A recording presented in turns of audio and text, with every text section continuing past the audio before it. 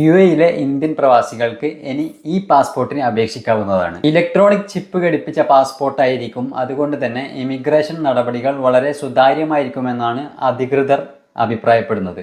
ഇതിനുവേണ്ടി ഇന്ത്യൻ എംബസിയും കൗൺസിലേറ്റും കൂടി ഒരു പുതിയ പോർട്ടൽ തന്നെ ഓപ്പൺ ആക്കിയിട്ടുണ്ട് ഇന്നലെ മുതൽ, അതായത് 28/10/2025 മുതൽ.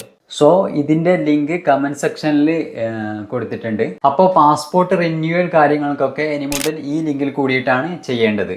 പിന്നെ വളരെ ശ്രദ്ധിക്കേണ്ട കാര്യം എന്തെന്നാൽ, നിങ്ങൾ രജിസ്റ്റർ ചെയ്യുമ്പോൾ നിങ്ങളുടെ ഡാറ്റ കൃത്യമായി പ്രോപ്പറായി കൊടുക്കാൻ ശ്രദ്ധിക്കുക, ഇല്ലെങ്കിൽ റിജക്റ്റ് ആവാൻ സാധ്യതയുണ്ട്. രജിസ്റ്റർ ചെയ്ത് അപ്ലിക്കേഷൻ കിട്ടിയതിന് ശേഷം നോർമലി ചെയ്യുന്നത് പോലെ BLSന്റെ വെബ്സൈറ്റിൽ പോയി അപ്പോയിൻമെൻറ്റ് എടുക്കേണ്ടതാണ്. വൺസ് അപ്പോയിൻമെൻറ്റ് എടുത്തതിന് ശേഷം കൃത്യസമയത്ത് തന്നെ എല്ലാവരും അവിടെ എത്താൻ ശ്രമിക്കുക.